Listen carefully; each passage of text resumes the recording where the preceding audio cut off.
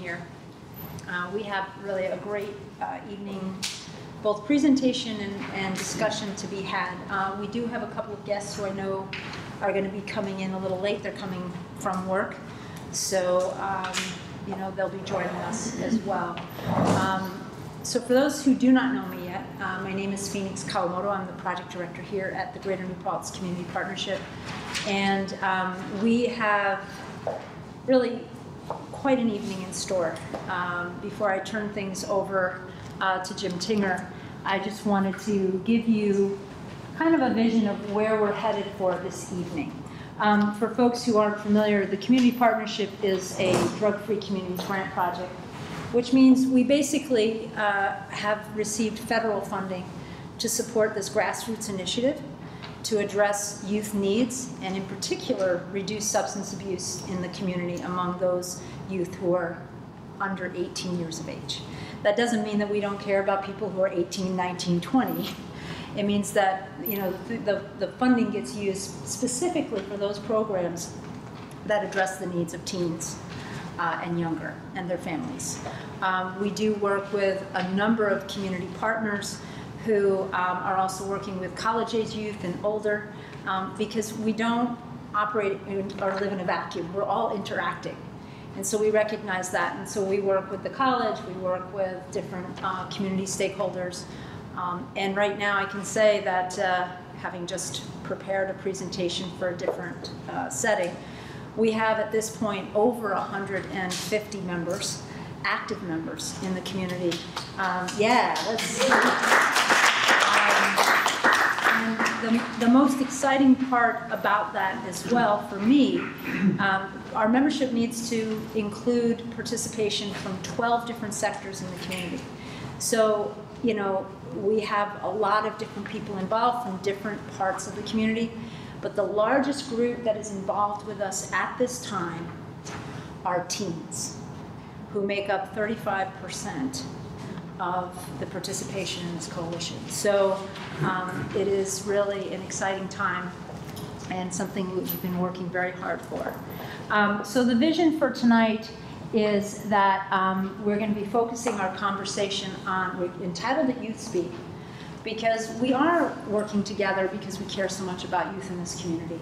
So we're going to be hearing directly from youth through different ways, different media, as well as youth who are in the room and those of us who work with youth, around their challenges, the assets, the things that are in this community that are really helpful, you know, that are serving them well, and the wishes. What would you, if you could create New Paltz to be how you want it to be, you know, what would you wish for to improve it? We know that this is an awesome community. There's a lot of great things going on here. And there are challenges just like every other community. So tonight, just like every other community forum we've had, it's about being proactive, being creative, and thinking out of the box. So what could we do to even make it better, all right? There will be a video that Jim will be showing in a few moments.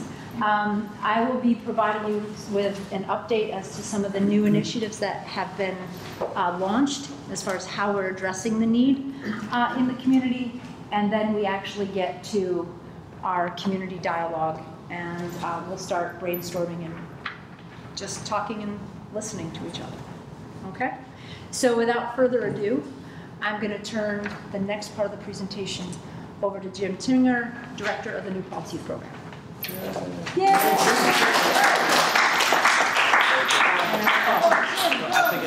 I sit here. Can everybody see me? Yeah, I mean, as Phoenix said, the idea behind what we're trying, we've done a number of videos over the years. People have seen some of the ones that we've done previously. Really, the idea behind these videos is that we want to hear what kids have to say. We always talk about it at all these meetings and all these different conferences that we go to and the different workshops that we attend, how we want to hear what kids have to say. And sometimes they don't feel as comfortable as to speak in front of adults, to speak at these types of forums. So we create these videos in a place where they feel comfortable and ask them certain questions to see what their responses are. We've done the questions we've asked previously on different videos was how they felt about New Paltz and how they felt this community treated them and how they, what they felt that they could use more of in New Paltz, what kind of supports they could have. And we showed them a different thing. So this one, in particular, is about, we asked them 3 specific questions. What's the biggest challenges that they face as an adolescent? Where they feel that people have helped them in the past, and where they wish that people had helped them in the past, and where they feel that at different points in their life and someone had kind of stepped up, as this whole thing ties together, stepped up and kind of assisted them at a time when they really could have used it. So that's kind of the idea behind it. There's some cursing in it, so I'm just saying that out loud. Any of those of you are offended? Roger, I know you're offended by profanity. So, Yeah. But yeah, so I'm sure. Great. And just so folks know, those who are going to be watching via channel 23 or our YouTube channel, the video content, the actual video images will not be on the broadcast, just the audio, or the children, I never say children, for the youth that are in the video, okay? So to kind of protect some of their anonymity. Here we go.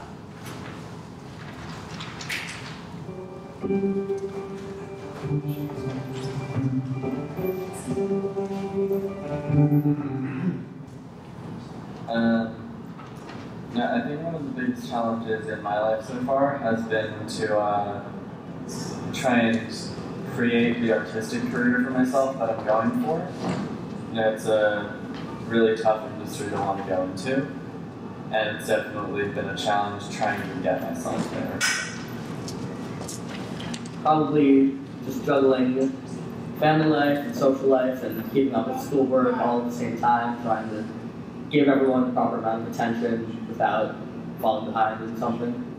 I think it's like hearing your voice. Like sometimes people don't listen to you all the time, and you want them to hear your views and your ideas, and sometimes they don't always go through to people. I have a lot of friends, really good friends, but I don't know, like physical contact with someone, like holding someone's hand, and just being around someone and knowing that, I'm talking about like a partner in an actual relationship. Knowing that if you text them and you're like, oh, I've had such a shitty day today, and they're like, oh, I'm sorry to hear that, but I'm here for you. And like they don't give a fuck about any other situation, like they care about what you have to say. That has always been really appealing to me, but really hard to find. Well, dealing with girls, because they can be really confusing sometimes, and then, I don't know, you end up like, sad. Probably learning how to be an adult and how to grow up and dealing with the responsibilities that you start to get as you get older. Authority? Okay. People always telling you what to do, where to go. It's like a violation, you know? Being treated lesser because of my age. My emotions aren't as important as what they would be if I were an adult and were faced with real life challenges.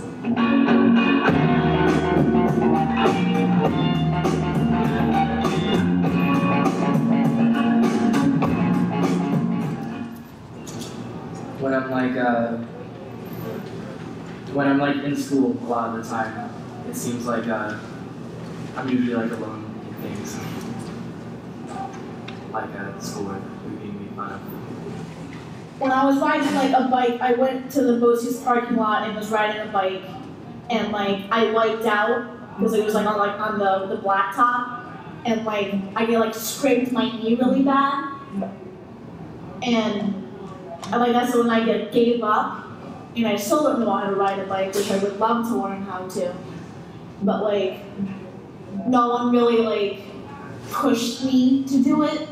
They just I just gave up, and then nobody told me try, I wish somebody would actually because people there know me. They're always around and they know me. I I kind of wish they would like, I don't know. I don't really know how to explain it. Oftentimes I feel like offended, like, but well, maybe I'm just like really insecure. I don't know. Having trouble with work and like homework and stuff. I kind of wish like my teachers were more like they weren't so like they didn't quickly give up on me. I wish they didn't quickly like give up on me, and I wish they would have tried harder to be understanding of my situation. Probably when I fight with my mom, but I don't have a telephone, so I can't call anybody. And also nobody would really know about it because it was in my house. When I was in the middle of gaining 260 pounds, or someone was like, hey, you're gaining a lot of weight, you should. Because no one, I feel like everyone was too afraid to hurt my feelings, and no one said anything. What would have been up?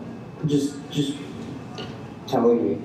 I feel like I wasn't aware, I was just like being depressed and staying in my house playing video games, like I didn't, but no one said anything. I'm like, I'm not blaming it on people, but if someone would have pointed it out, I might have, even though it would have made me feel bad at the moment, I would have been more conscious of it, and would have been more wary, it would have been easier to stop. Probably a little bit during 9th grade, kind of trying to juggle everything, and just kind of started getting overwhelmed a little bit, but there wasn't really anyone there to help. So, you know, that just being like, okay, I guess I'll just power through it and figure out a way to handle all this. What did you wish somebody would have done? Just kind of someone to be there to talk to for a while, because everyone was kind of busy with work, or people are trying to stay up in school and go to clubs and things, and I was kind of there like, I mean, I got all this work, but I kind of want to hang out with people, and there really wasn't anyone there to hang out with and talk to, so. I really can't think of a moment where I wish something had gone differently.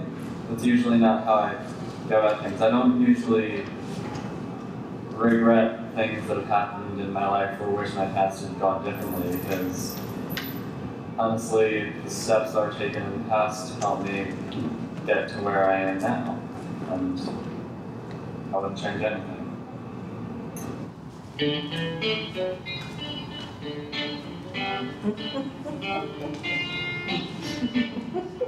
Yeah, my little brother, when I was sad, he would cheer me up and try to make me laugh and stuff. A couple of years ago, back in 6th grade, I guess, I didn't really have like any friends. I wasn't really coming here yet, so it was just kind of, oh wow, I'm sad and alone. And Ray crushed during the Frost Valley trip. Kind of, I don't think we were bunking, but we were in the same like room. So started talking to me, and we became really good friends, and that's pretty much lasted up until now. And hopefully, will continue to last. When I was younger, me and my brother were still in the same like school, because 5 years instead of like 4. So like he would step in for me whenever I was having trouble and make sure I got home and had all my homework and stuff. And that's pretty little. When I was in Duzine, like I was like a happy giddy child and stuff, and I was bullied a lot. I guess, I don't know, like because I wore glasses, just like, you know, like a typical like thing like that. And my cousins and his friend would step up, and whenever like I rode the bus, I would sit in between them so that nobody else would like bother me. They'd be like my personal bodyguard. There's been times where I would be at school and I would be by myself in the cafeteria, and someone would ask me if I want to sit with them or something. Or if I looked sad, they would ask me like, hey, are you okay? Do you want to talk? Blah, blah, blah. I feel like I'm pretty helpful. Even if nobody was around, I can still help myself, you know? Yeah.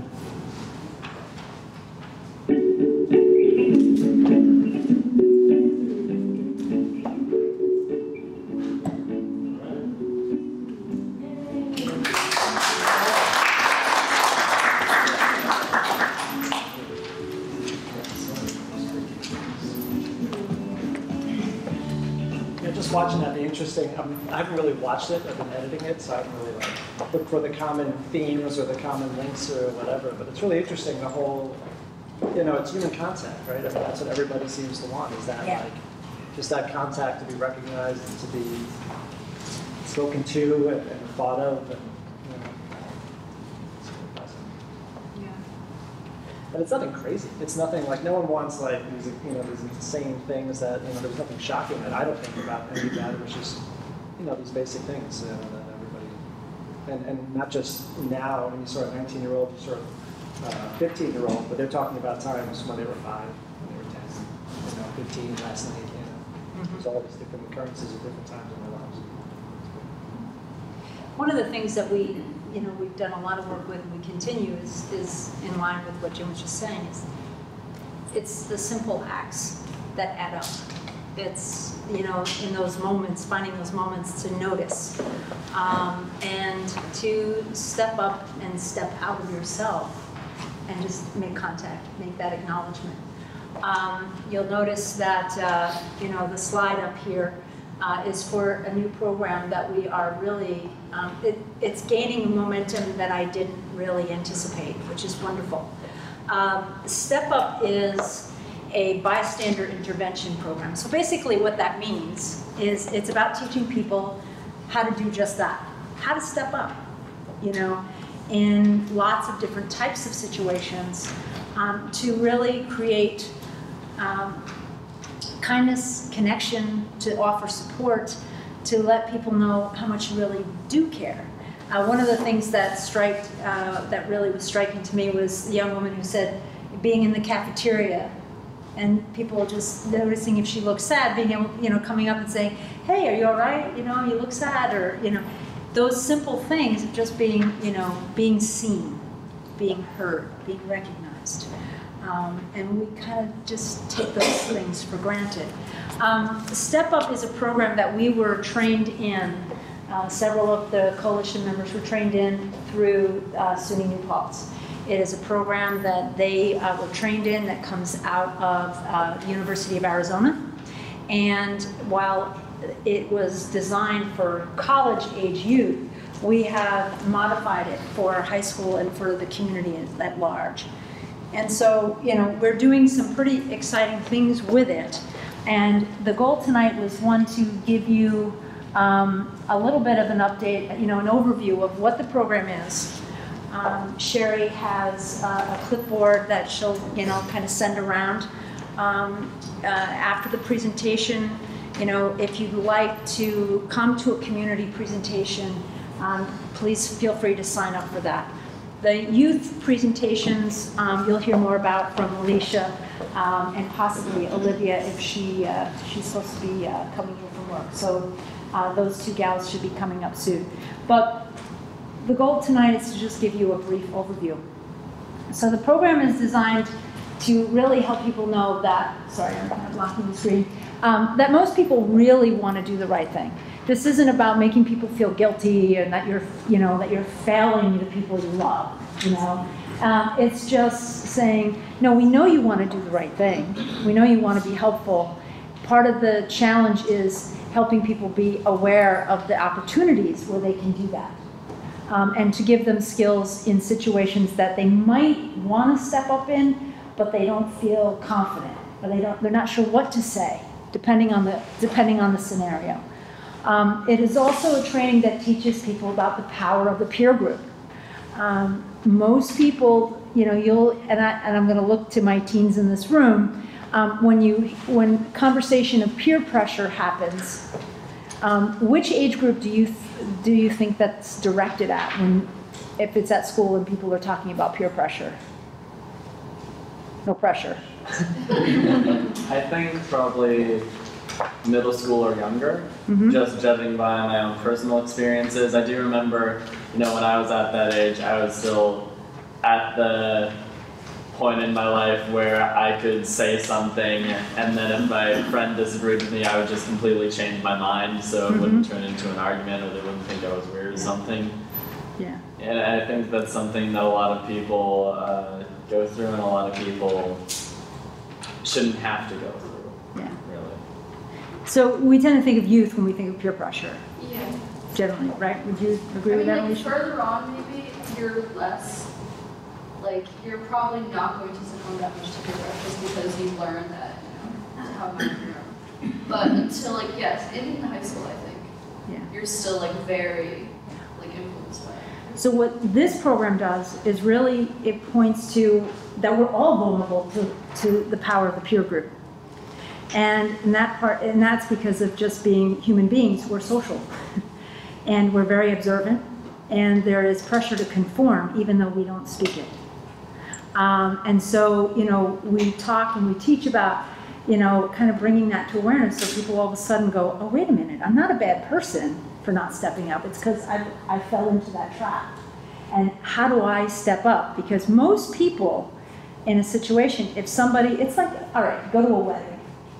Everyone's waiting for the first person or the first couple to get on the floor, right? Who's going to be, I'm not going to be the first one to go out there. You're going to be the first person to go out there? And, you know, my wife and I are always the first people out on the floor. You know, I mean, it's just what we do, you know? But, you know, it's that thing of being able to go first, and then everybody goes, oh, okay, and I can join in, you know? So it's empowering people with that awareness so they can start to step up and be the first. And then it's a judgment-free zone. Again, we're not here to make people feel guilty, that they're bad, that they're failing. It's more like, no, this is part of who we are as humans, and when we're aware of that behavior, we can change it. And this is how we do it. So the mission is to help people understand why they may not intervene, right? Again, knowledge is power. Everything we do, it's like if you have an increased awareness, then you're more likely to be able to change something. And giving people specific skills. This is the kinds of things you would say. You know, these are the things you really don't want to say, you know? If you're dealing with a situation where you're concerned about, like the young man who was talking about his weight gain, well, here's how you might broach that subject. If it's a even more serious subject, like substance abuse, well, here's how you might talk about that. Here's how you might step up in a situation where there's harassment or bullying. These are all about real-life scenarios. Again, if people have confidence, then they have that ability to help. You've empowered them to make a difference. And then in doing so, you're creating a safer environment. People feel better, they feel happier, they feel more supported. So the two types of situations we work on with people are, you know, emergency situations and non-emergency. And the stress is always on being safe in how you step up. It's not about throwing kids out there and saying, okay, there's a dangerous situation, go break up that fight. You know, it's more about how to intervene, how to do it safely, and if there's a question of your safety, that you find someone who can help, and that, you know, that is the action you take, that you don't put yourself at risk or a danger. The non-emergency are those situations we are much more likely to come in contact with. The comment that somebody made that is, you know, discriminatory or racially biased, or, you know, pick one, right? I mean, there's plenty of opportunities where we don't say something where we could. And also, you know, in areas of depression, eating disorders, substance use or misuse. And we really focus on those areas the most. And in that, we do some work with scenarios. We have kids break out and adults break into small groups with sample scenarios, which we'll be talking about more later. And they get to discuss what would I say in that situation? And they brainstorm ideas that work for their school setting, or at the youth center, or within you know, a part of the community where there's a culture, so that they know what they really could do. And by practicing it, they're more likely to feel confident and be able to do it when it happens, if it happens. So I'm going to show this this is a very short video on the bystander effect. This is a known social phenomenon. It is what impacts our behavior. This video was recorded in the UK, and it really highlights what the bystander effect is. Places like this street in New York City, if you were unfortunate enough to be the victim of a crime or taken ill unexpectedly, you might think that surrounded by all these people, someone would intervene. After all, isn't there safety in numbers? Psychologists say no. Research suggests that often a victim is less likely to receive assistance when surrounded by a group rather than a single bystander. When people are in a crowd, it's easier to pass the buck. It's what psychologists call the diffusion of responsibility. Liverpool Street Station in London, a busy thoroughfare for commuters. Unknown to these passers-by, Peter is an actor. As part of an experiment on bystander apathy, he's pretending to be ill. How long before he gets help?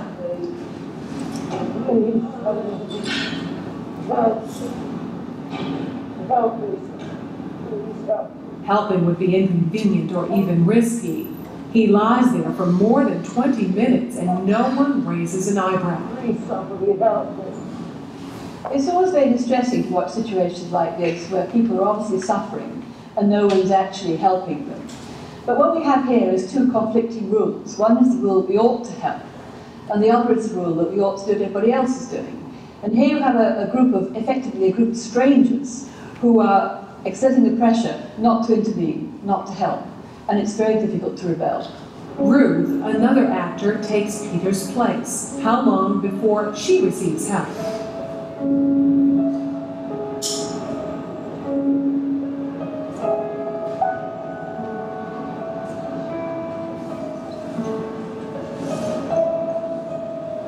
Four minutes later, and 34 people have passed without stopping. Well, people don't really want to know. They just haven't got the time. Well, they have got the time, they just don't want to get involved. Unwittingly, these strangers have silently formed a temporary group with a rule: don't get involved. They're afraid to stand out from the crowd and won't take action if no one else does. This woman has clearly spotted Ruth, but she conforms to the rule and does nothing. Watch what happens, though, when someone else helps. You alright? You alright? Yes, thank you. Sure, you're a little bit slippy, you alright? She suddenly finds herself in a different group with a new rule: to help. You want to sit up? You alright, yeah? Sure. First I thought she was dead. Then I saw to check to see if she was breathing or not. And I looked around and I couldn't believe that no one had noticed her because there was a bloke sat there just absorbed reading the newspaper. This time, Peter's dressed as a respectable gentleman. Now that his dress is in keeping with those around him, how long before he's rescued? Hello, sir. How are you today? I'm alright. 6 seconds. She even calls him sir, and suddenly everyone's a good Samaritan. Do you suffer from epilepsy? No. Why you're lying on the floor in the rain? Because he's part of the right group. Everyone wants to help. I would just hate to be in his position of feeling ill, and nobody helping him walk your path, so just like to check that he was okay. And I thought, well, it's wet, so he must really be ill, he's going to ruin the suit anyway. So when I first was introduced to this program and went through this training, I could think of lots of times where people didn't intervene, and then I could think of plenty of times also where people did step up when my mother and I were broke down on the side of the road on Christmas Eve, or these things where, but it was in situations like they were saying where there wasn't much help around, and people feel the pressure to step up. And so when I started to think about, when we're in a crowd, we tend to feel that that's when we're most safe. If something were to happen to us, somebody's surely going to help. And to kind of learn that it's actually the opposite. You're more likely to be helped if, you're encountered, someone encounters you and they're alone. It really was quite an awakening. So again, with this program, it's about helping people, see how the bystander effect works, and how also with dynamic, if a student reaches out, it can change everything, and it's empowering them to be that one person to start the ball rolling, right? The first thing is really about teaching people that they have to notice the event, first of all. If we're glued, this is our culture. If I'm glued to my phone or my tablet or some electronic device, or my earbuds are in, I'm not likely to hear what's going on. or I'm not likely to notice somebody in need. So it's kind of helping people wake up to, I gotta be present. I have to, look around, notice that there is something going on. And I have to be able to recognize that it might be a problem. If I'm not sure if it's a problem, just take the time to ask, are you okay? Do you need anything? Is there something wrong? Can I help you? Assume the personal responsibility. So knowing that I'm there, how can I help? And that it's up to me to reach out. Of course, I'm not going to do that unless I feel confident that I know how to help. And that knowing how to help might not be in a situation where it's a friend in need. I might not know what to do around eating, disordered eating, but I know Jim at the youth center, or I know Kelly, or I know Andrew, right? I'll talk to them, right? And then together we can, hopefully intervene and make a difference. And I need to make that decision. I need to step up. Now this last video I wanted to show you for tonight is just speaks to that. Texting on a boat off Redondo Beach, except that there's a whale just a few feet away. And in this photo and many others, he never even bothered to look up. That picture has gone viral, showing just how much we can miss when our head is buried in our phone. KCAL9 Erica Knopfler shows us the backsplash. When was the last time you stopped to look? To really look and take in the moment? Photographer Eric Smith feels none of us do that enough, and he says his picture proves it. He was photographing a massive, beautiful humpback whale in her path, just feet from a sailboat. It was just magnificent. And later noticed the man in the background never looked up from his cell phone. Through the course of 5 or 6 shots, he never moved. And the whale was so close to the boat. I was like, you must put the phone down and look at it. So of course, Smith then got on his cell phone to post the picture on Instagram for his friends. But the image quickly spread. This just has apparently touched a nerve. So it's been around the world in a day, and so it's quite a remarkable experience. Smith acknowledges that man may have been working on something important, but says this image represents more than him. This is not about one guy on a boat. It's a commentary on society today. He loves that we have the world at our fingertips, but he hopes his picture is a reminder our real lives may be even more exciting. Smith captured that photo about a mile off the Redondo Beach coast here. He says he still doesn't know who the man in the picture is, but he's not really looking for him. He says he too has been guilty of spending too much time on his smartphone. In Redondo Beach, Erica Knopfler, KCAL9 News. So yeah, it is just about, we've seen the funny videos of people walking and trying to text and falling into fountains and, there's things that we're doing, because of our technology, and things that we're not doing because of our technology. So again, it's about kind of stepping up and becoming aware. The program is really, again, like I was saying to you, it's about the C model. So it's about safe intervening, early intervention. The earlier we recognize something and we speak to it, the better chance we have at actually making that difference. And effective helping, knowing who to ask, what to offer. And part of our job with the partnership is that through our membership and so forth, we have all of these resources in the community. So if somebody reaches out and says, well, I've gotten these calls, I'm noticing this, who do I talk to? If I don't know, I take their information and say, listen, I'm gonna make some calls and I'll call you back. Because I don't know everyone who's doing everything. I have a good core group here, but the goal is to really help connect people so they know how they can get help. And last but not least are these 5 points.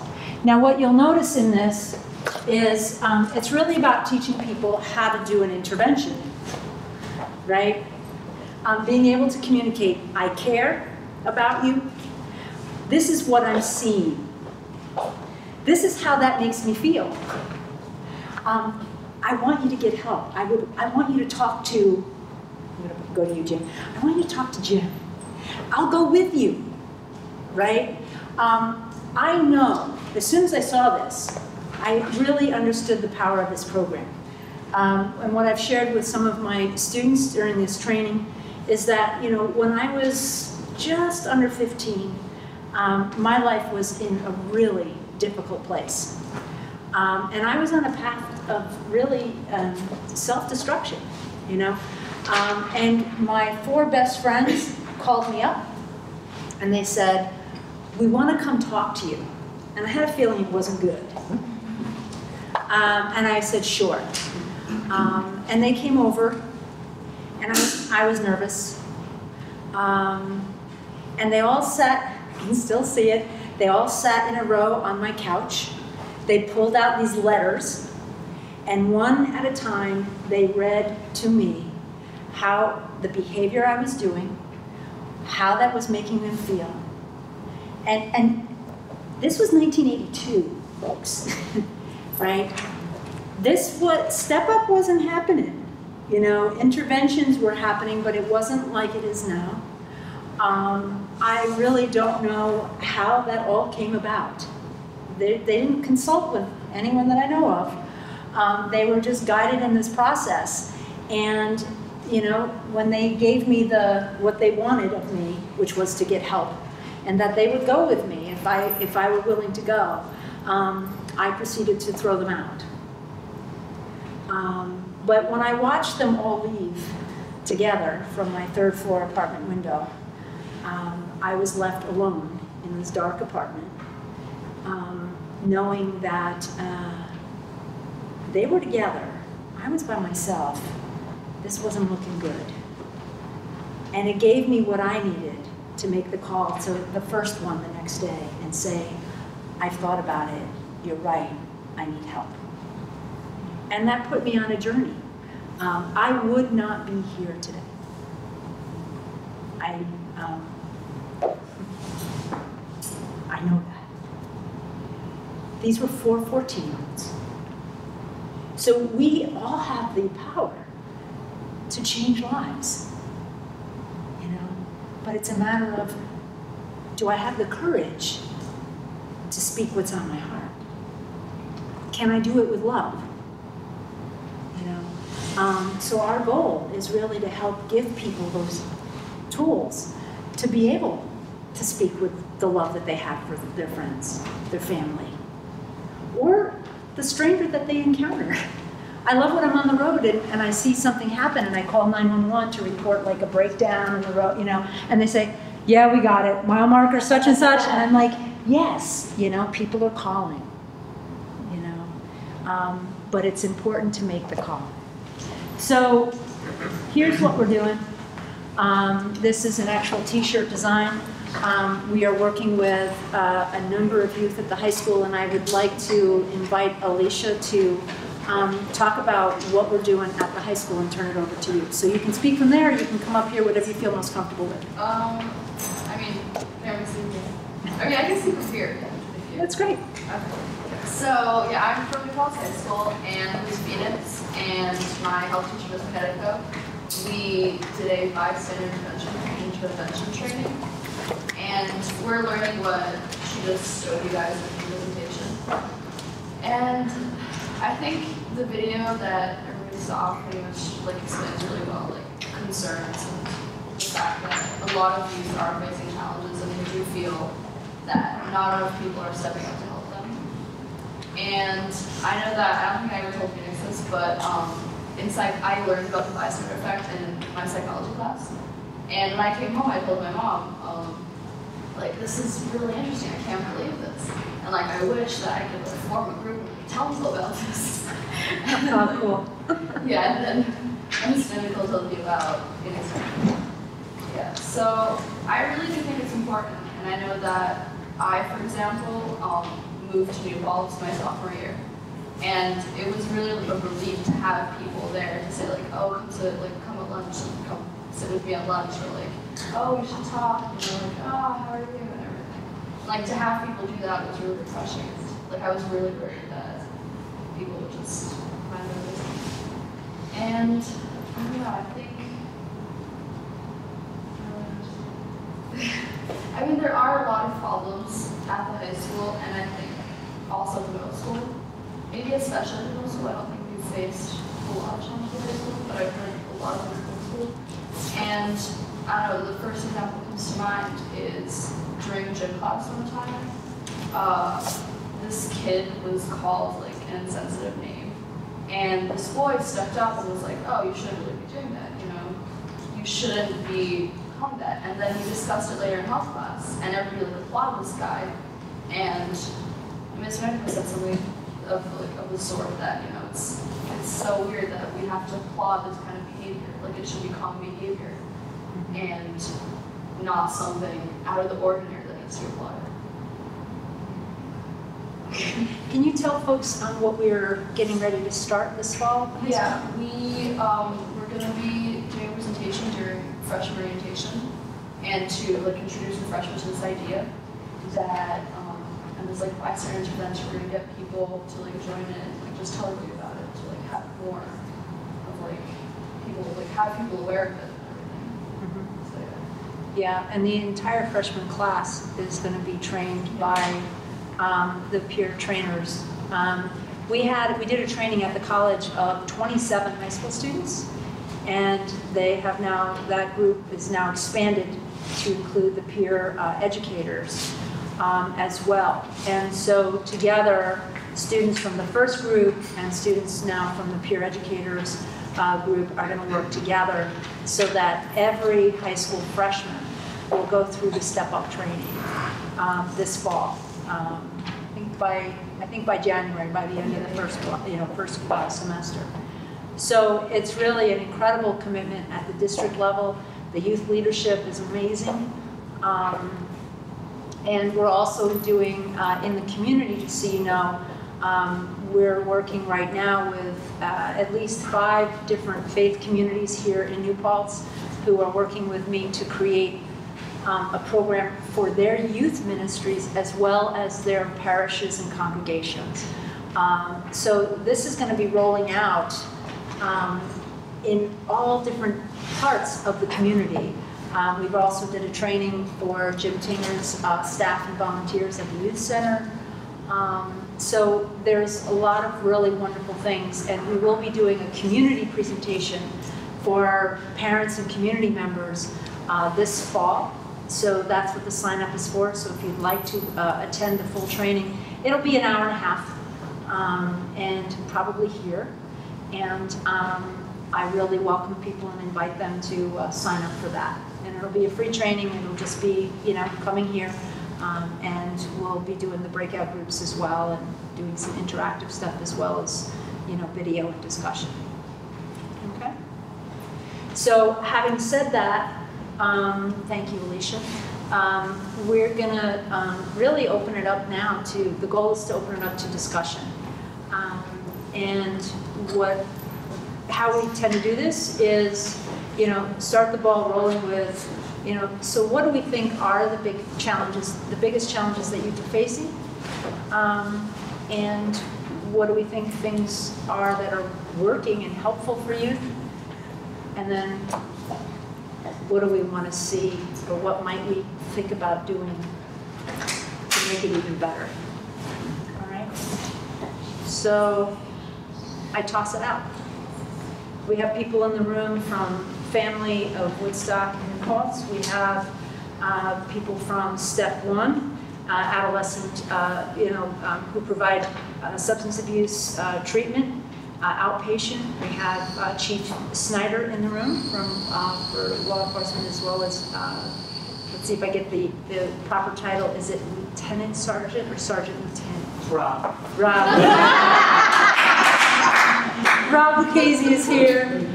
We have Jim's incredible staff, Andrew and Kelly, as well as Jim and some fabulous youth as well, and parents in the room, and, you know, health professionals. So what are we seeing? What you know, and again, and just to make sure youth in the room, it's not the pressure of being the spokesperson for all teens. It's, what do you think?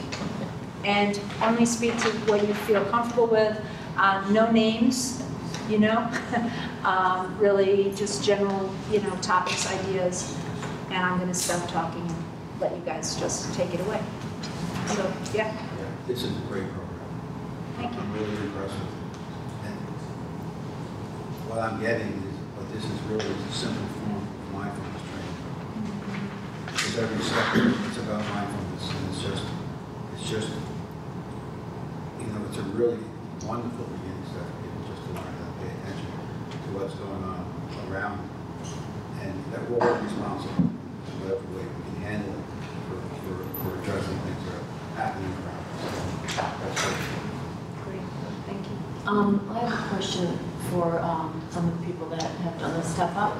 Can you relate an experience that you had that you really made an impact on somebody's life? Okay. Not to put you on the spot. I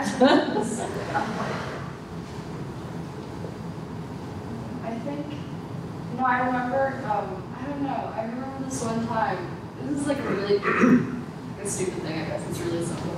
But I remember this one time where there was this girl sitting by herself in the cafeteria, and like, I was like, your friends were like, wow, she's by herself in the classroom, sit with us. So, I mean, I felt like she was like really happy about it, and like the fact that, I don't know, like that somebody like actually stopped, like so many people were passing by looking at her. It's not stupid. There's a video that was part of the mental health first aid training that we're also going to be bringing here of a gentleman who survived a suicide attempt. But in it, he spoke about he had just really wished that one person would have asked how he was doing. We have the ability to we all want to be seen and heard. It's really what it's about. We want to be seen and heard. So ways to do that, yeah. So what you said about the man who survived a suicide attempt, that just reminded me of something I heard where other people who had survived their own suicide attempts, mostly people who had jumped off bridges, were asked how they felt at the time, and virtually all of them said that after they jumped, they realized that the thing upsetting them could have been easily fixed. And I just think that's something really important to remember and even to pass on. Just so anyone who gets into that type of situation can maybe just feel a little less hopeless about it. And what I really want to point out is that it's the everyday just feeling like you're seen and heard. Every day that you're feeling seen or heard. We have the opportunity to be able to look at somebody. Thank you. We have the ability to look at somebody and invite them, inclusion. When you look at bullying, or situations where kids are ostracized, they're not included in something because they're different, whatever that difference may be. So inviting somebody to sit at your table, I remember being the new kid at school. And it was a big deal. I was terrified to walk. I hated lunch. I hated going in the cafeteria. So to be asked to the table was like, oh my gosh, okay, I passed one test, But it could be that a simple thing of I dropped my change at the register and somebody leans over and actually helps pick it up. Or I'm struggling to open the door and somebody notices and said, can I help you? No, I remember this one time, I was really surprised. We were at, I think it was like Stop and Shop, and this woman was struggling with all her groceries, and my brother just jumped over and was like, oh, I'll help you carry to the car. And I was like, oh my god. That's so nice of you. Like, I didn't even think about it. And like, I'm really proud that he actually, stood up. Yeah. So, yeah. I have two comments. One, I'm impressed with what Ian had said when he was asked about what would you change. And I think that's so important, and I wish more people would feel that way. And that education is out there to try to learn that if you don't feel it. Being that, what would you change, in your life? I wouldn't change anything, because of me who I am today. And when you think about that, that's a powerful statement because, we all have struggles, we all have great things in life, and we all have bad things in life. And it is what develops us. And, we all have that choice on what road we're going to take. And sometimes, understanding that, what just happened to me is making me stronger or is giving me more knowledge for the next time. And that's so important. And I thought when he said that, it was awesome. My other comment that I just want to say is we talk about peer pressure and we say, well, middle school is worse than high school. Well, I have to tell you, peer pressure is going to be there your entire life. It does not go away. The only thing that peer pressure, or what helps with the peer pressure, is your life experience, your knowledge, your trust in yourself that you're going to make the right decisions. Because, and we were talking about this before, you know, peer pressure, yeah, it's strong in middle school and high school. Then you're out of school, and we see a ton working in law enforcement with the college now. So it's in the college too, and that's where the kids are sitting there, you know, making each other do shots, and because of the pressure. Now, I just turned 50, don't record that. But I see everyone on a golf trip, and guys like, oh, have another beer, you know, so that pressure's always there. And just this past year, we were in a community vacation where there were a lot of elderly people about in their 80s, sitting around a pool, having pizza and a good time. And I'm listening because I'm sitting on the balcony right above them, and they're like, oh, have a beer. And the guys are, no, I'm good. Oh, what's the matter with you? You could have another beer. And there's peer pressure at 80. So that's a lot of good things, I guess. But just know that, you know what, peer pressure is going to be there. It's going to be right here on your shoulder all the time. But know that, you know, and have trust and faith in what you learn in life, that's going to help you make the right decision. Say, I'm good, you know, and but you know, don't shy away from it because it's never going to get away from you. It's just amazing. So, you know, I think this is an awesome group. I think this is great information, and Phoenix, you've done a phenomenal job. I've said it many times, and I'll continue to say it. So thank you for what you do. Did they try to do this? Jess. I'm on the mobile mental health team, and so when we come out into the community, we respond to folks who are having a hard time. And we've got a number of calls from folks in the like 18 to 24 who are really struggling with what you do after high school, like where that sort of falls away. And there's a lot of pressure around the story about what happens next, and that doesn't happen that way for everybody. And often all that's needed is just a little bit of like, you're not the only one who's dealing with this, and this is pretty normal, and it's a really tough time, and it's hard to know what's next. And I think there is that bystander effect in terms of Facebook and social media and Instagram. You have this like cafe of everybody's doing great, and you don't feel that way about yourself, but other people are looking at your Facebook page thinking the same thing. And I just think there is some piece about that lack of connection. I see a lot of young folks who are much more comfortable texting each other from opposite ends of the couch than talking to each other across the couch, and that makes it hard to reach out across the real space to be honest about how you feel, and you start to feel like if your life doesn't look like a Facebook profile, something's wrong. And I think there's just something to be said about that. I don't remember that being a challenge for me when I was in high school the same way, before there was that social media thing. Yeah, and I think you brought up a really great point, and I know I've definitely been in a position, you know, gone through some of the hardest months of my life in the last year, and everyone was posting all this wonderful. I mean, I checked out of Facebook. It was just like, you know what? I can't tell you what's going on. I don't want to talk about what's going on right now. Thank you, because it's not going to be happy and pretty, and you know, it's not. You know, so and I know that they're seeing a lot of that and doing a lot of that kind of work at the college level. So again, where we can just take the time to hear somebody and acknowledge that it's not all picture perfect, pretty, you know, neat and nice little bow. And be honest about our own struggles. Yeah. I think that's the other piece, is that, you know, when somebody's finally brave enough to say, this stinks, you know, yeah, then everybody else can agree, or, you know, sort of finally break the facade and find out you're so not alone in the boat.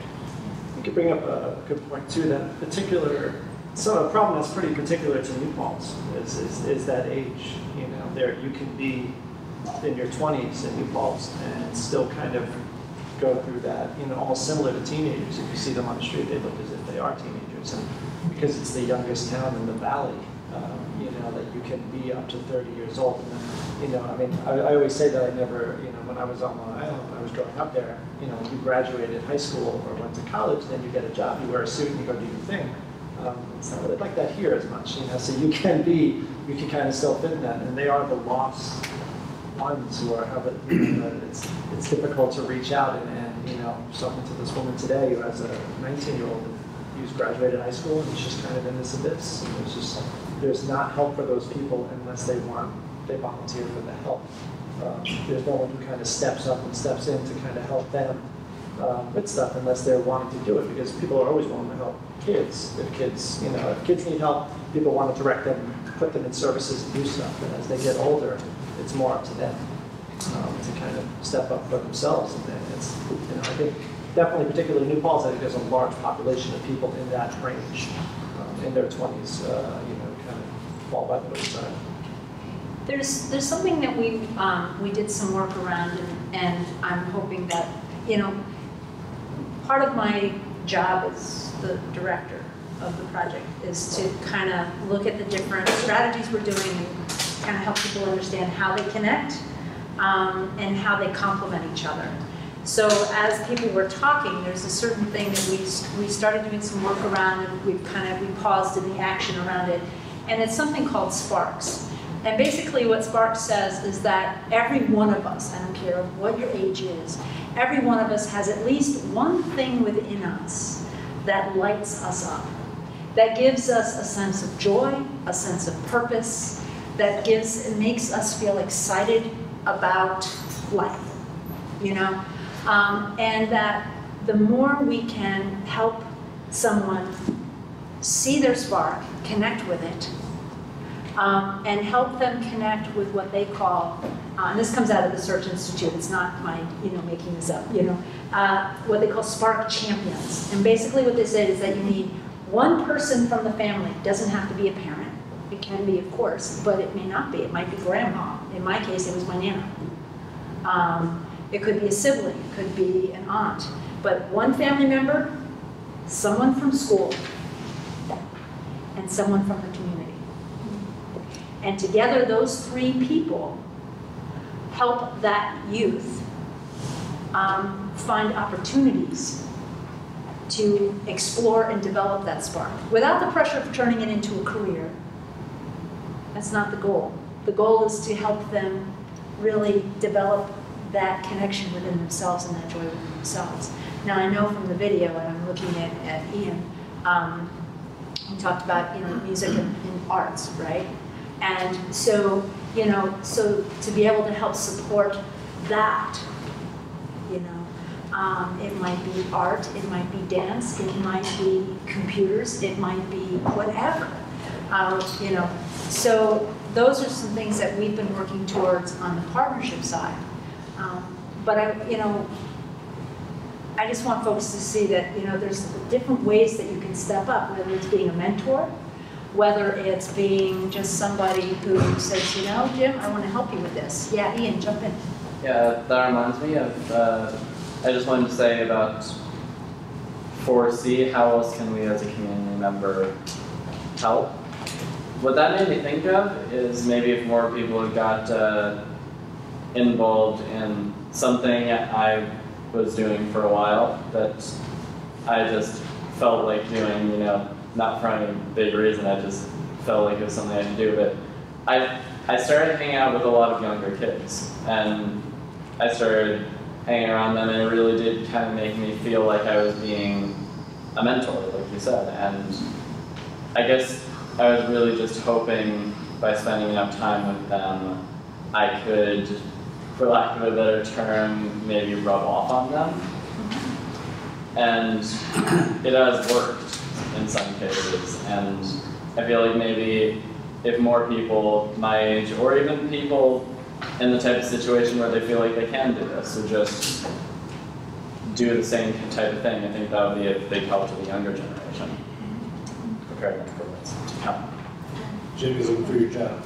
I was gonna say I want to be doing it. So what, so since you brought up the letters, it reminded me too, so what do you think are the biggest challenges that youth are, you know, if you had, you know, specific words the categories, what do you think would be some of the biggest challenges? Because we have some ideas given some feedback from the survey that we did. But what do you think? Yeah, please. For me, I think that opening up to people, like if you're like feeling sad or something, I think that's the biggest challenge. Because I know for me in 6th grade and 7th grade, I wouldn't really open up about my emotions, and I was just having I was just having more wild up, and like I wouldn't be able to like express myself more that I can, and I would just want for the future youth to be able to do that, because I feel like it helps a lot, like anger and sadness and stuff. That's a great point. Thank you. Trust me, he's very expressive now. Good for you. Good for you. Me as a parent and having some high school students here, my concern, of course, and I know a lot of other parents agree with me, is of substances and alcohol and things, and that nature, alcohol and some, and then some, and peer pressure to do so, and the fact that many kids think that everyone is doing it. So I'm not putting anybody on the spot, but I know that community partnership is, I know that people are going to be watching this, and that they're going to be thinking this in their head. So Phoenix, with that tie-in, being a community partnership, and knowing that that's one of the things that we do, trying to the prevention. Thank you. One of the things that folks should know is that, and I saw your hand, I just finished my thought, Ian, and then I'll send it up to you, okay? Is that, we are doing different types of programs, specifically with the high school, with health classes and so forth. We're also starting a new initiative called Building Hope and Breaking Down Walls. And what that is about is bringing in young people who have solid recovery from opiate and heroin addiction, as well as other types of addiction with Chris Dennehy, clinical director from Step One, to work with me on helping teens know how to talk about, substance abuse with a peer if they're concerned about their friends' substance use. So we're coming at this challenge from very many different angles. We do work with the medication return units, and we have the medical lockbox thing going on right now with Dedrick's, depending on how you say tomato, I say tomato. But really looking at multiple strategies to help. We also have a video on our YouTube channel that is a 15-minute video to help parents understand adolescent brain development and substance abuse among teens, like what's happening under the hood, so that you can get a sense as to why, especially during the teenage years, you really want to help your youth not use. So we're covering a lot of different ground. Ian, what did you want to add? I just want to say, I feel like the biggest obstacle that teens and tweens go through is just, pressure in general. I mean, it comes from so many different sources, and it's especially harmful at a point in their life where, biologically speaking, there's a lot going on in there. That's just worsened by the pressure from their peers to, be like everyone else, the pressure coming from their parents to be mature and suddenly know everything you're going to do in your life. And also the pressure from within to try and be yourself while everyone else is pressuring you not to. That's just, that can wreak havoc on someone inside. Yeah. And that's really just something that I think people just need to learn to stop putting pressure on others. Everyone you ever meet is going through something terrible that you know absolutely nothing about. And for lack of a better way to say this, they don't need your shit thrown on them too. So, sometimes it's best to just let people get through the problems they have before you give them more. Roger had brought up the term mindfulness earlier, and one of the things that we're really excited about that's coming up for this fall, so this is kind of an unveiling, is we're working with a community member here. We're going to be putting together some mindfulness programming for adults and parents, as well as youth in the community. So actually being able to give folks some really easy techniques that within like anywhere from 60 to 120 seconds, you can feel better and you can relieve some of that pressure. Because we live in a world that is like spinning us faster and faster. And you know, the pressure on youth today is nowhere near what it was when I was growing up, and it's different. Everything's different, and technology adds a whole other dimension to it. Everything's fast, everything's instantaneous and yesterday, you know. And the goal of our work with mindfulness is to really help give people the skills so that they can you know, de-stress and help their kids de-stress, you know, and to be more mindful about just being able to be in the moment and how we can, because again, how can we step up if we're not even present? If I'm not present, I don't see it, I don't know it. So more and more it does, thank you, Roger, more and more it does come back to just being able to be present and be mindful, you know, and then from there there's a whole slew of possibilities as to what we can do. Yeah, Lillian. And you're saying that that's going to be with parent and yeah, that's great. Yeah. Because so often parents are just, because of their own busyness, not really cued in to often what their children are going through. And this whole program, Step Up, to me, it's just really about opening oneself up, you know, in so many different ways, and communication is number one for me. And, you know, when I can have a good conversation with one of my sons, the day just takes on a whole new dimension for me, you know, and also for them, you know. So I think that that's a way that parent and child can be sensitive to each other, and that makes a stronger, of course, family unit.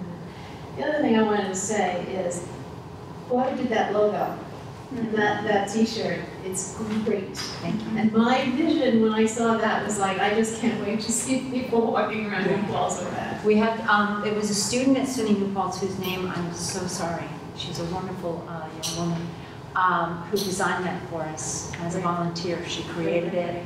Our project assistant, Stephanie Pina, she was a fellow student of hers, and she took charge of that initiative for me and got it done, and it's a great design.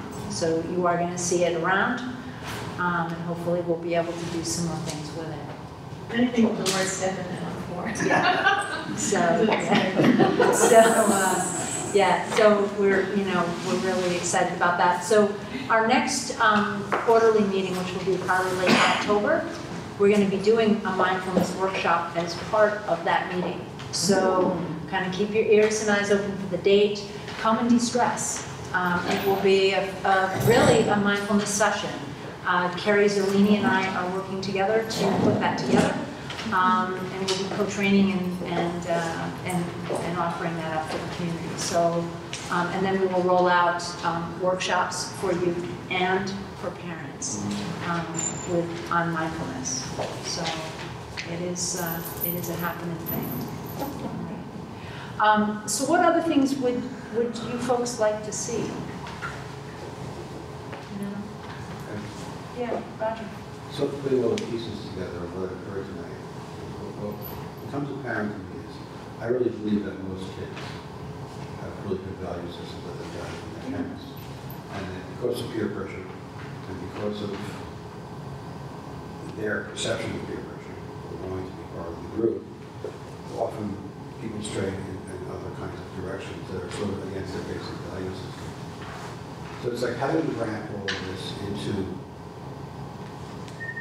letting youth know that their basic instincts of what they know is right and wrong is probably correct, and how they pay attention to that, and not necessarily what they think is the right thing based on their peer group.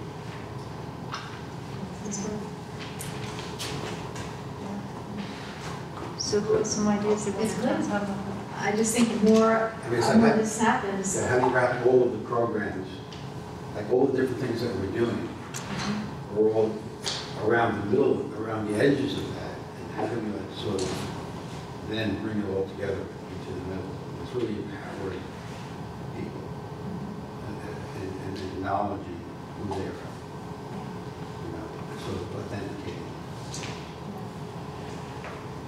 And it goes back to those steps that they were talking about. Taking personal responsibility, right? Noticing it, right? Deciding that there's an issue here. Taking responsibility that I can do something. You know, I mean, I was watching that video, and now I've seen it several times, and the young woman with the bicycle. Well, I love to ride. I never taught anyone to ride. Makes me a little nervous, to tell you the truth. But I thought, well, I wonder if there's a way that I can help. I can talk to Hal at the bike shop, and maybe there's something we could do. You know what I mean? But that's what I think that it keeps coming down to, is that, you know, how do we, within our own selves, say, how am I going to make a difference?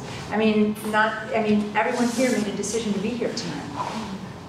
You know, everyone that I know in this room is making decisions to step up, right?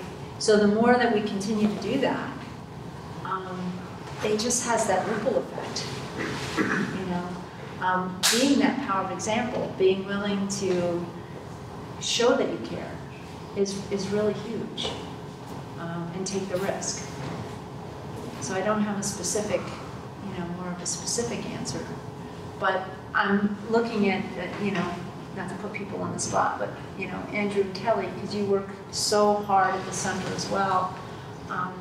What are your thoughts, given what you deal with on a daily basis, and you know these fine young folks who came with you tonight?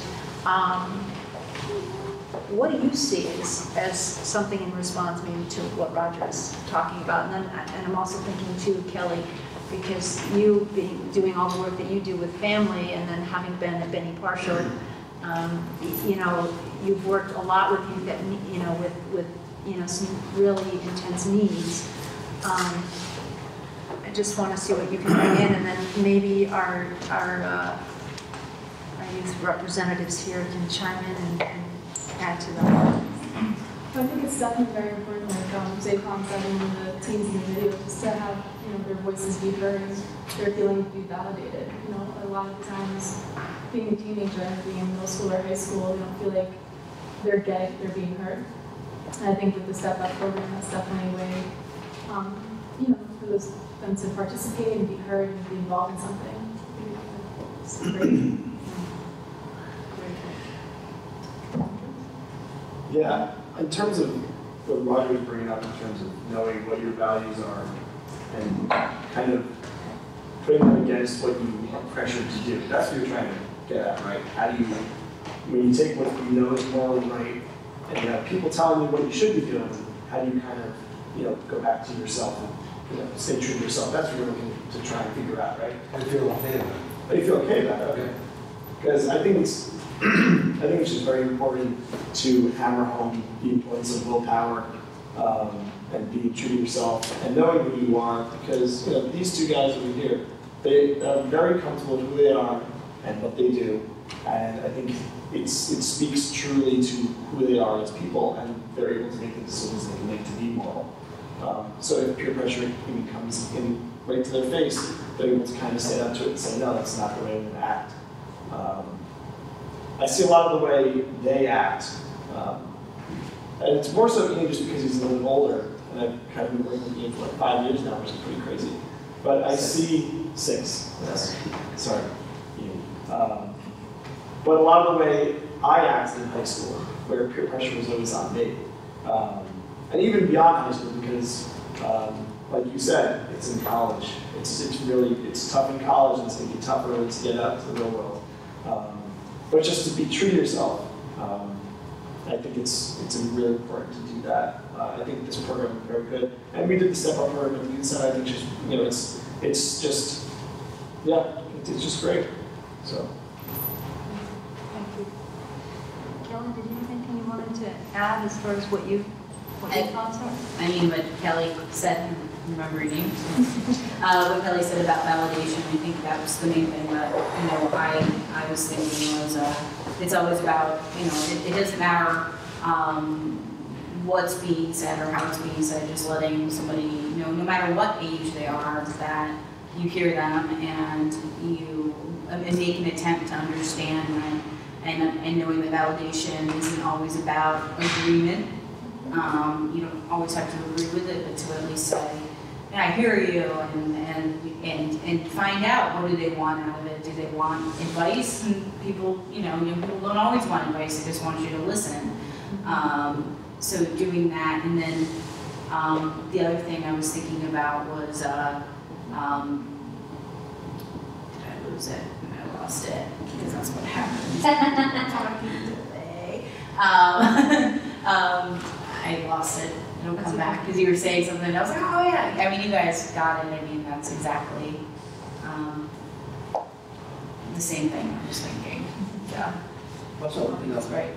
You have to look at the chronological piece of this. Certainly somewhat in my generation, definitely for every generation before. Young people were to be seen, not heard. And there's a tremendous shift in our society in a very short period of time. Now I think a lot of people in my generation, we've heard too much from our kids. And we've spoiled them rotten, but that was sort of a kickback for not having and wanting, to take care of it a different way. And it's like, how do we find a comfortable balance for youth's emotional needs and independence needs from that?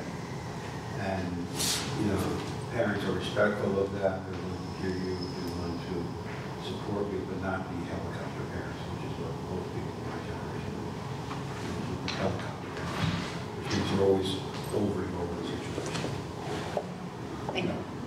I remembered what I wanted to say, because I was trying to put it into the context of what you were saying about tying everything together.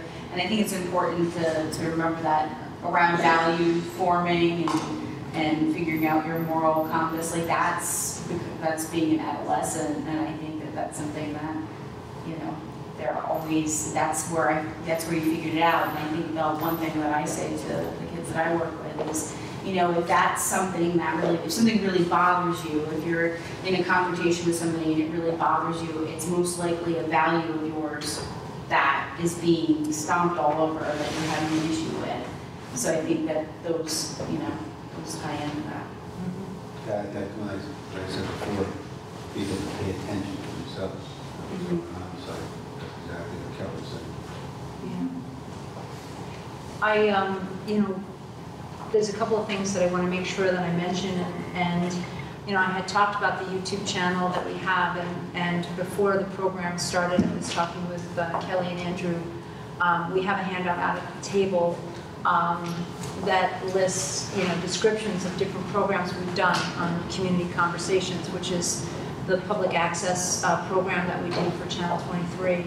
And they're archived on there, and there's some great things on there for if you have teens, like how do you have, some communication things, tips as far as how to talk, in a way that maybe won't push buttons when hormones are raging, how to remember, like, what's going on inside, as Ian was talking, about adolescence and puberty. I mean, we get away from that. It's been some years. And then all I have to do is think about middle school, and it's like, oh yeah, I remember very well, in high school, all the wiring was wacky, and there was so much going on inside and around me, and I didn't have social media to deal with on top of it.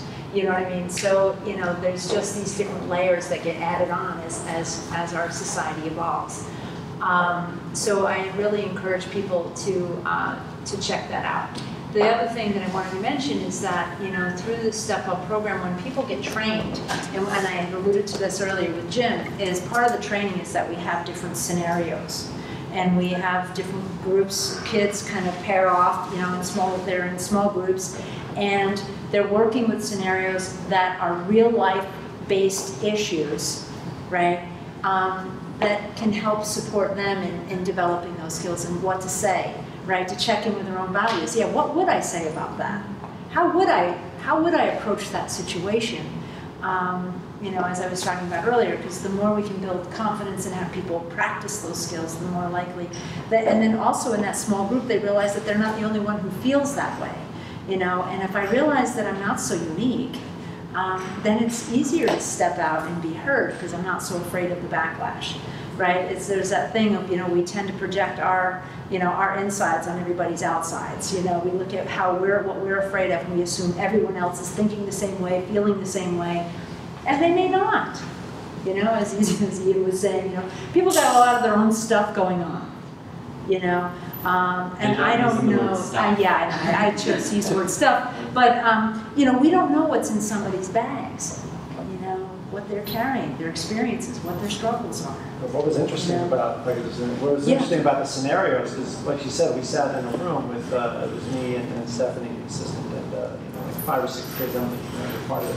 But you know, we tried to come up with scenarios that were more specific to what they were experiencing in New Paltz, because the scenarios that Step Up presents is pretty general. Generic, yeah. And what was interesting was that you know, I don't think any of the scenarios had to do with bullying. I don't think, you know, they were like, well, no, we don't really experience that. You know, they experienced something completely different that they felt were really important. So we had changed the scenarios to kind of fit what they were, and they were, you know, I can't remember, it was months ago, but you know, but they were things that were, you know, that we've all experienced, but for them it was much more prevalent. If I brought in 600 kids, it would have been completely different scenarios probably. You know, it's just bizarre, everybody's different. Yeah, when we do the training, each group talks about what they think. Like we put up 8 different topic areas of problem, you know, challenges, and the group picks the number, you know, the top 3. And each group, even though it's the same age group, each group of kids picks a different top 3. You know, 1 or 2 might be the same, but they're usually in a different order, and sometimes all 3, you know, 2 of the 3 are different. So it lends itself to, we can't just assume that just because someone's a teenager, right? And we do this with all kinds of groups. It's prejudice, right? Prejudge. We make assumptions, you know? They must all be feeling this. Well, no, they're not all feeling this. So the more we can learn to have conversations and check in with people. And the last thing that I'll say is community conversations. I have a few shows reserved for youth speakers. So my goal is to have several television programs that are just highlighting teen voices, what teens are experiencing, and teen solutions. And some of the amazing things that teens are doing in this community, because a lot of people have a certain image of young people, just like they have a certain image for other groups of people. And the goal is to kind of say, hey, look at the incredible kids you have around you. You know, and I'm not saying everybody doesn't know, but I don't even know half of what's going on. And the more I interact with youth in this community, the more I interact up at the high school and I get to see what different kids are doing, I'm blown away by the youth that are coming up. And I think that that's a really important message to get out there as well. So we're going to call this conversation a close. We're at that time. Yes, please, Edgar.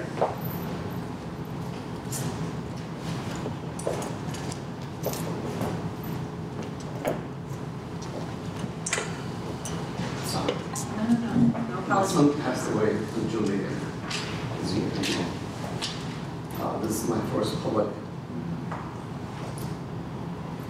participation. It's been very encouraging, what I heard tonight. And because the theme that I hear is about community healing. And the sort of things that I've heard around here is to be human is to be good and to make mistakes also. And when you talk about in order to heal, you need community. So when I hear the model of the Step Up, that's community. Community is 2 people. The problem is you can't have community with 1 person. And the idea that was raised around here about the alienation that's going on with our 18 to 24-year-olds and plus is something the psychologists now call extended adolescence. It's a particular phenomenon to the Western world right now and to industrialized countries, etc. That adolescence continues on. And there are many factors that alienate people. the media, all of that. But the other model that I heard that was important with step one, besides the step up rather, I said step one, so I could follow step one. Was this model of the three-way model. School, mentor, that's community, right there, that's two. Meaning the student with someone from the school, someone in the community, and someone in the family. And I really think that that's the kind of thing that helps to build community, that helps people with healing, and that helps people to negotiate their way in this modern society that we have, so that even in small towns like ours, which is a wonderful town, we have issues and problems that occur around the table. So I am excited to be here tonight. I'm trying to step back into the fray in part, and that the healing that I've been going through has been kind of private with small groups of people. So being here today is important and very encouraging to hear for what I have heard here tonight, because we continue to grow, we continue to go forward, we continue to expand our models, we continue to experiment, and that's what counts right now in building community to help our needs. So I'm glad to be here with all of you tonight. And I thank you. So I thank all of you. Please, like I said, stay tuned, keep your ears open for, it'll be late October, I'm thinking, so that we get that quarterly meeting in before the holiday season hits. We will advertise it on Channel 23 and the New Paltz Times and so forth. Sherry has the clipboard for if you would like to sign up for the Step Up training here this fall. Please sign up so that we know how to get in touch with you. And again, thank you all very much for being here, and thank you all of our youth participants.